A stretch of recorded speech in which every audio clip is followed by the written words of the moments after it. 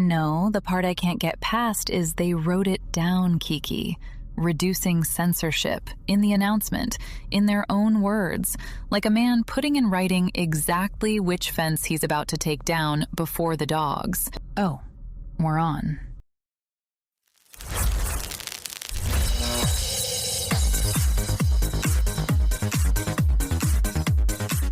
It is Wednesday, June 10th, 2026. Tonight, a company loosened one rule and swore it would set speech free. And it worked. Perfectly. Which is the part nobody wants to talk about. We'll tell you what tripled and whose inbox is now holding it. Then, somewhere over a battlefield, a machine made a call a human being used to have to make with their own hands. And they're filing it under progress. And in sports, a man rigged a perfect trap in an empty building and lost to a tenant he didn't know was still living there. I'm Kiki, and I'm genuinely glad you're here tonight. Whatever's been showing up in your comments lately, let's get into it. The content you're about to watch contains strong language, adult themes, satire, and a thing I'd file under transparent honesty. Except that's the exact phrase a company used tonight right before they removed the part that protected you. So now the word honest feels like a trap.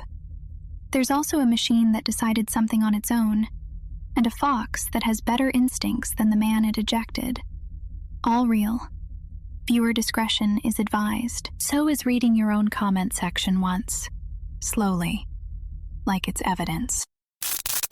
The story tonight is about a rule, and what happens to a room when you take the rule out. Every platform you use has a set of fences, the things you're not allowed to say, the lines a comment can't cross. Boring, invisible, mostly. You only ever notice the fence when it's gone. This past winter, the biggest platform on Earth took some fences down, on purpose, and announced it like a gift. And the part that makes this different from every social media is bad story you've heard is that we now have the after. Researchers watched the same rooms before and after the fence came down and counted. So this isn't a worry, it's a measurement. We can tell you exactly what walked in once the gate was open. And I think the people who run that company genuinely believed they were being generous, Sloan. They looked at all those rules and saw a muzzle, and taking it off felt like trusting people. It's just a very expensive way to find out you were wrong. That's the warmest read, Kiki, and we're going to hold it against the count. Because the count came back, and it's pointed at a specific group of people, and the company's response to seeing it was to keep going. They opened a gate, read the number, and left it open. We'll tell you who's standing in the yard now. So here's what the rollback actually changed. In January, Meta scrapped its third-party fact-checkers and rewrote the rulebook. They specifically unbanned calling people mentally ill for being gay or trans, and called it a free speech win. And researchers who tracked the comment section since, racist content aimed at politicians has roughly tripled, and violent threats against lawmakers have surged right alongside it. And the company's own framing is the part I can't put down. They didn't say, "we'll allow more hate." They said they were reducing censorship and restoring expression. Every single thing they promised, they delivered. Speech is freer. Threats are up. The only thing that got quieter was anyone admitting those two sentences were always the same sentence. I have started a little file. Sloan. The threats lawmakers receive, organized by how creative they are, because I think we're being so negative about all this. One had a haiku structure, 5 syllables, 7, then a thing about her children.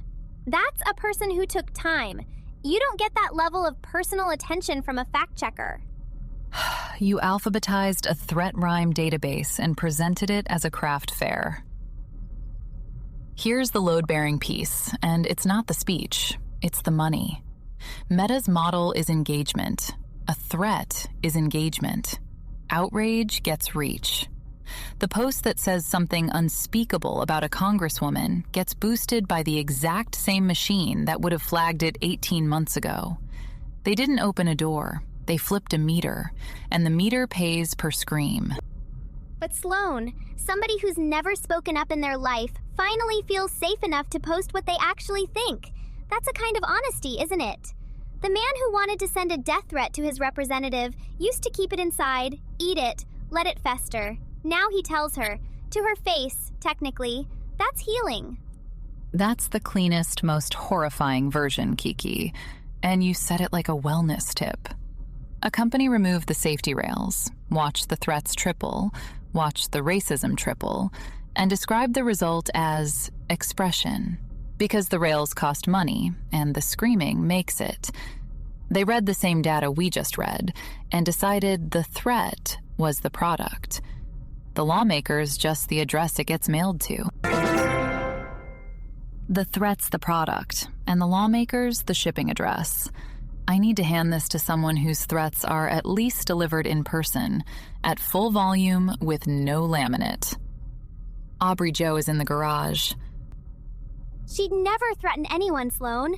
She just yells the love directly into them. Kiki, I have been back here gnawing the slack line waiting because Wimbenyama just put 32 on somebody's head, and I have not been allowed to scream about it for 45 goddamn minutes. Let's go!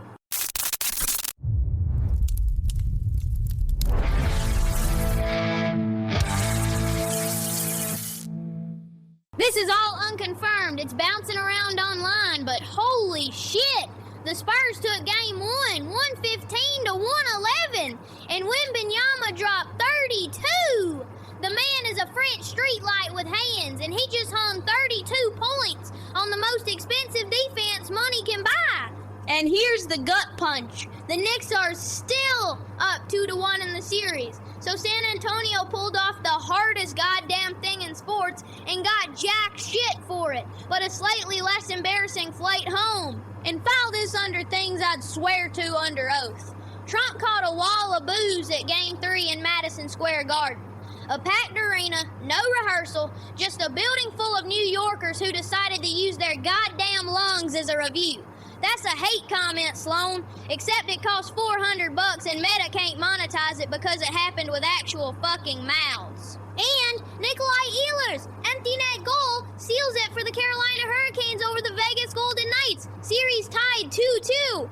An empty net goal is the most disrespectful shit in hockey, and he did it to Vegas, the team that blew a 4-goal lead last week. The hockey gods have a file on Vegas. All right.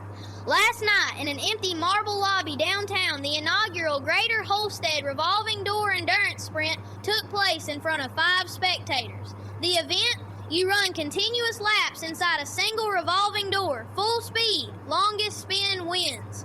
Derek registered as a freshly minted LLC and arrived having spent the weekend coating the entire door track with industrial axle grease, planning to seize Margaret's panel mid-spin so the momentum threw her into the deposit windows. The grease was perfect. Too perfect. And a fox came out, walked across the slick track to investigate, and could not stop. The fox rode the grease panel a full rotation, ejected at speed directly into Derek's chest, and the two of them spun together for 9 complete revolutions before the door jammed on a tail. Margaret, who had learned the door's rhythm at 4 a.m., used the other door. There were 2. Derek greased one, walked through unbothered, and won her 17th consecutive event. The fox is fine. Anyway, sports. He greased one of 2 doors. He filed an LLC, surrendered a weekend, and laundered a fox's reputation to sabotage half the building.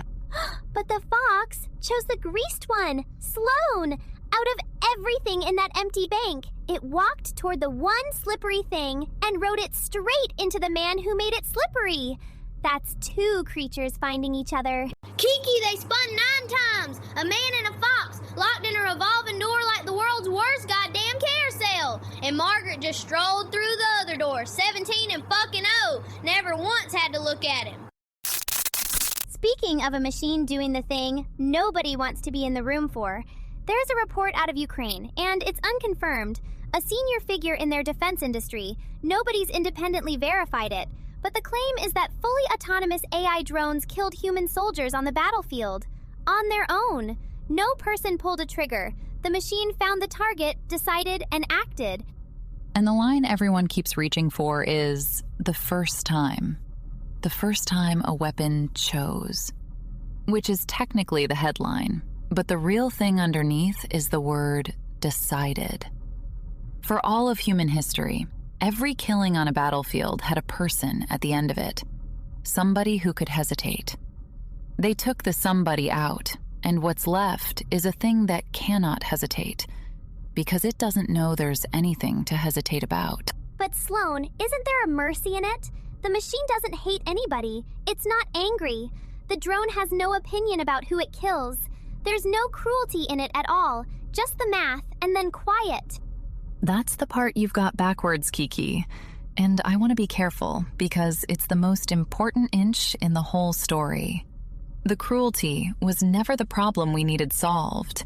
The cruelty was the last thing keeping a human in it. A man who hates can also flinch, can refuse. You took out the hate, and you took out the flinch with it. There's nobody left to lose their nerve. Same move as the comment section, actually. Both ends of this show tonight. Meta pulled the human reviewer and called it freedom. Somebody pulled the human soldier and called it precision. In both cases, the person was the safety rail, and the person was the expensive part. And the one who might, on a bad day, refuse. So they removed the refusal and kept the function. The drone doesn't get a death threat. The drone is one. Mailed without an address, and it finds you anyway.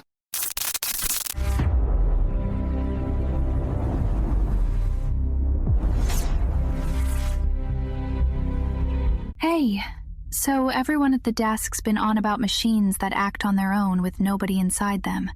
And I've been at the map all day, and Ada, Oklahoma is doing the same thing.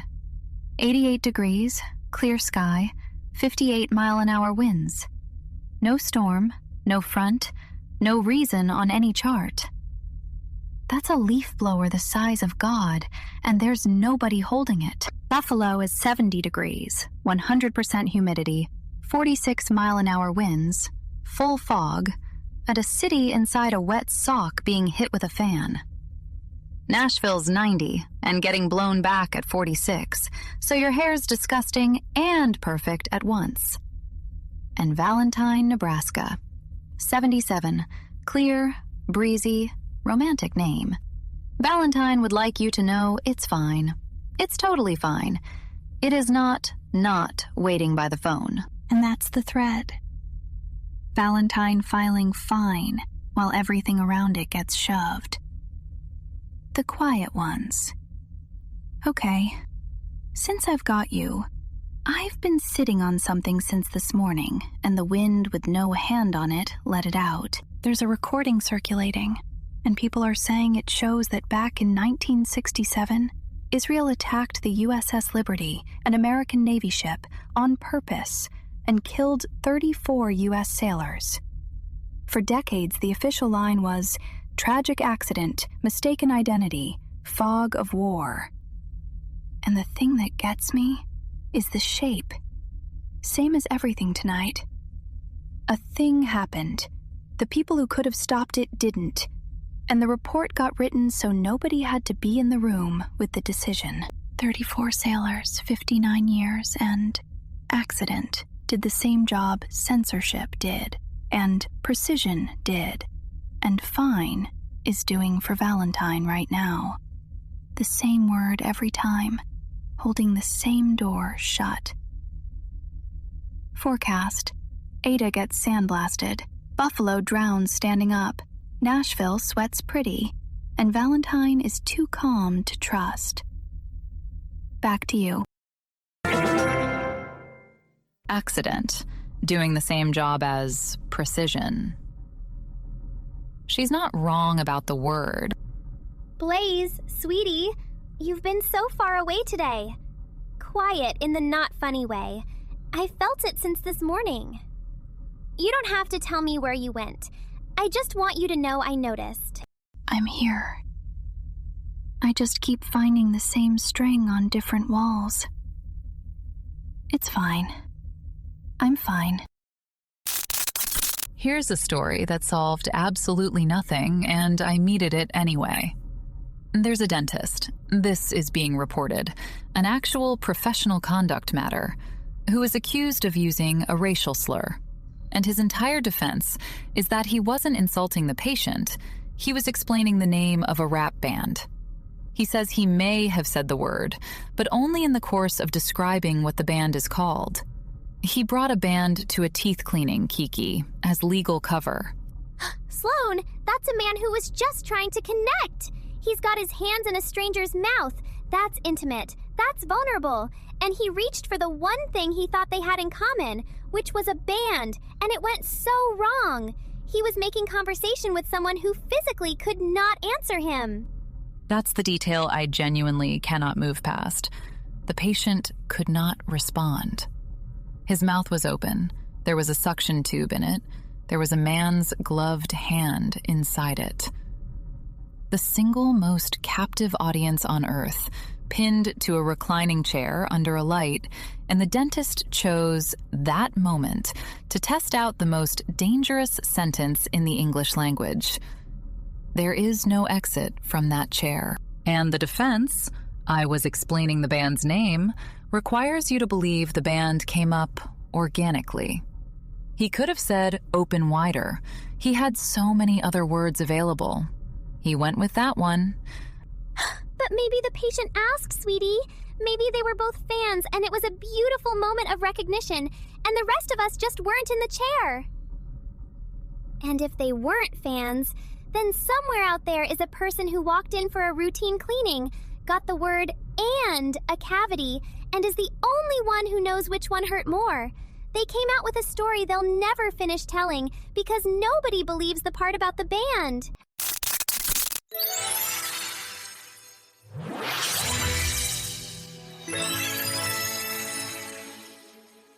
Hi, sweet friends. I want to talk to you today about the people who see the thing before anyone else does. Not the loud ones, the quiet ones. The person in the room who clocks what's happening early, while it's still small, while there's still a version where you could have done something about it. Because we don't reward that. We reward the person who explains it later, beautifully, on a stage, after it's already too late to matter. The dentist's patient knew, in the chair, the second the words started forming, they knew before anybody, and nobody will ever believe they got there first because they couldn't speak when it counted. I think about that more than I let on. The ones who saw it coming and weren't allowed to say so. The sailor who knew it wasn't an accident. The town that knew fine was a lie. Seeing it first is supposed to be a gift. Mostly, it's just a thing you carry alone in a chair you can't get out of. And here's what nobody tells you, sweet friends. Being right early is the loneliest version of being right. Because by the time everyone else catches up, they think they found it. And you just stand there knowing you said it months ago into a room that was looking somewhere else. So if there's somebody in your life who keeps seeing it first, the small thing, the early thing, the thing nobody wants named yet, don't make them wait until it's a stage and a headline. Believe them in the chair. Believe them while it's still small. It costs you nothing, and it might be the only time all week somebody let them be right out loud. That's all I've got today. Sit next to the quiet one. Let them say it first. And then, and this is the part, tell them you heard it first from them. They'll remember that longer than they'll remember being right. I'll see you tomorrow. I promise I will see you tomorrow.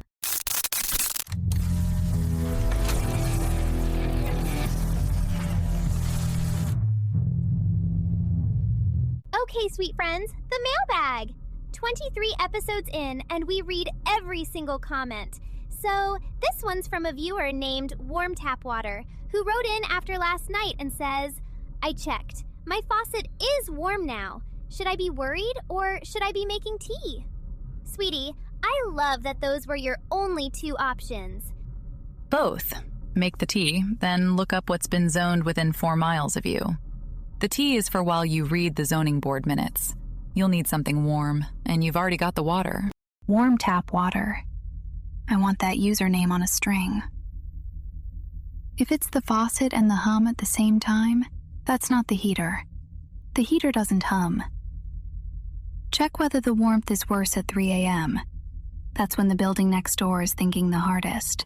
Lay's just told a stranger to monitor their sink at 3 in the morning like it's a stakeout. And honestly, do it. Bring snacks. Leave us a comment, by the way. Any video. We read all of them. You end up right. Every time. Hey, long-time listener, first-time caller. So I got a weird one. The AI drones. The ones that decide on their own. My question is, does it have to listen to me if I tell it no? Like, is there a word? Is there a stop word? There is no word. That was the entire problem with the story. You're describing the safety feature they specifically removed. Huh. See, that's the part that bugs me. My microwave listens to me. I got a microwave that stops when I open it. The drone's more advanced than my microwave, and it respects me less. Sir, you have accidentally said the smartest thing anyone said all night. Your microwave has more consent built into it than a weapon. That's a real fact. That's free. Write that on a sign and stand somewhere with it. Huh. Yeah, maybe I will. First time calling, by the way. We love you, sir. Every time. Go check on your microwave. It's the only one in your house that listens. Did anybody else hear the fox thing and just want to go to the bank? Not for money. To see if it's still in there. I keep coming back to that fox. It found the one slippery thing in an empty building and committed to it completely. I'd visit.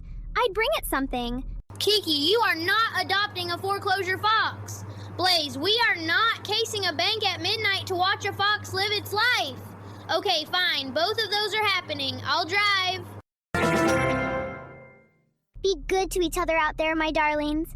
And if somebody in your life saw it first this week, the small thing, before anyone else, go find them tonight and say, "You called it." 2 words. That's the whole gift. Good night. The string from the Liberty recording matches a string I already had pinned for something else. 2 different walls, same knot. I'm pulling the 1967 file tomorrow, bringing it to this desk. You'll see it. Have a night. I'm going to a foreclosed bank at midnight to make sure a fox is doing okay. And that's genuinely the most hopeful plan I've had all week. Bring snacks for the fox. See you tomorrow. My microwave respects me more than the future does. I'm going to go home and apologize to it. Good night.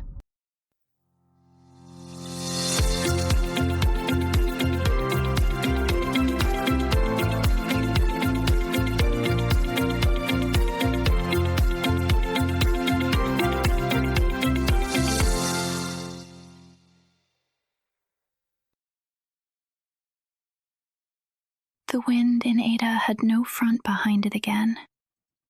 3rd town this month that gets shoved by nothing. I keep waiting for the chart to give me a reason, and it keeps handing me an empty field. Empty fields are the part I trust the least.